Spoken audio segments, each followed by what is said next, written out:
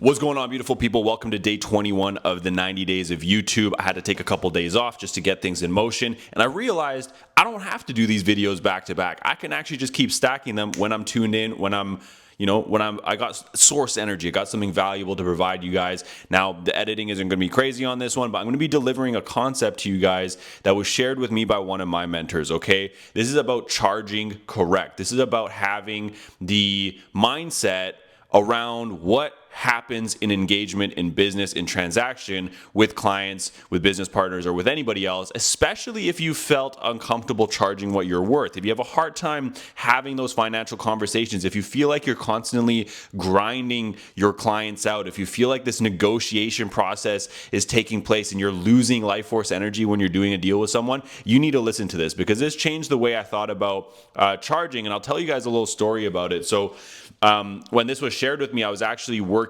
at a studio and I had just left the film industry and I was interested in getting into clothing. Okay, I wanted to make my own clothes. I'm a taller individual. It's very challenging, or it was at the time, to find a pair of pants that I liked. And so I ended up working with an individual who was at this studio, very talented designer, story for another day.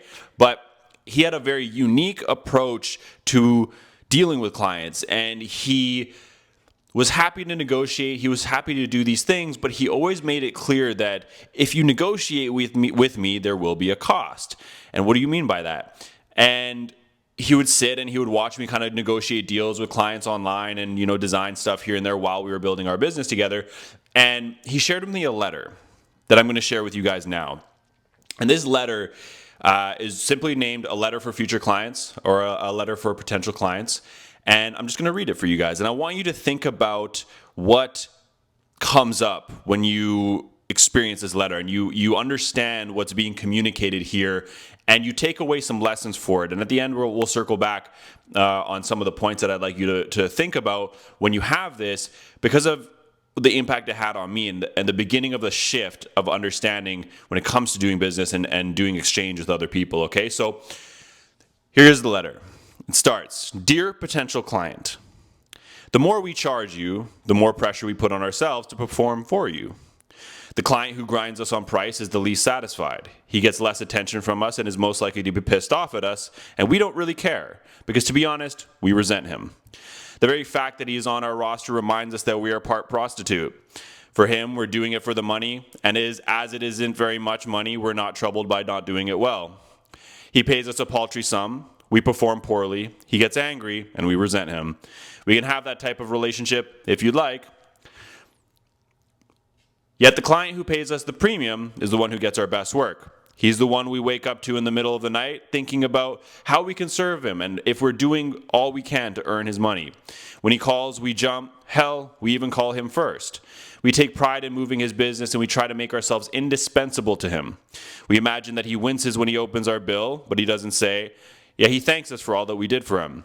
He's the one we worry about. We're great at what we do, but if someone hires us without giving us the resources, money, time, and access to do a great job, it is easy for us to rationalize poor behavior and poor performance. So when a client gives us everything we ask for, he removes all the obstacles to a high-quality outcome. There's no way for us to rationalize anything less than perfection. There's no greater pressure than the pressure we put on ourselves, and the only way you can add to our own sense of pressure is to pay us well. Yelling won't do it, neither will threatening to pull your business. Our deep sense of obligation comes from you paying us well enough to dispatch all of the excuses. Then we have to prove to you, and more importantly to ourselves, that we are as good as we say we are. So we've given you our price, and it's the price that we need to charge to bring a deep sense of obligation to the job. Will we work for less? Probably. Can you negotiate with us? Sure. We can have that type of relationship if you really want us to be that type of a firm and you want to be that type of a client. Let's just understand each other before we get started. Best, your team." So, as you marinate on that a little bit, I want you to think about what this suggests.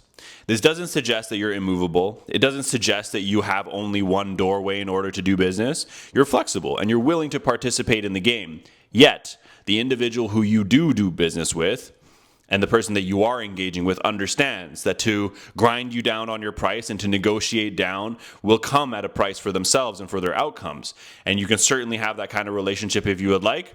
It just comes with its own price.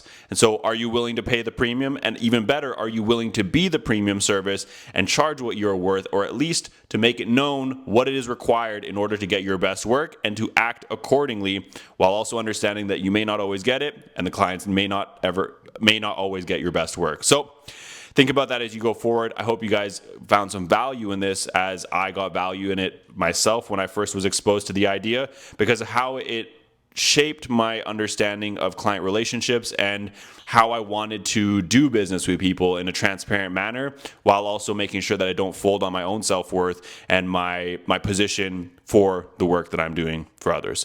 And so with that, love you guys, leave you guys, see you in the next videos. Peace out.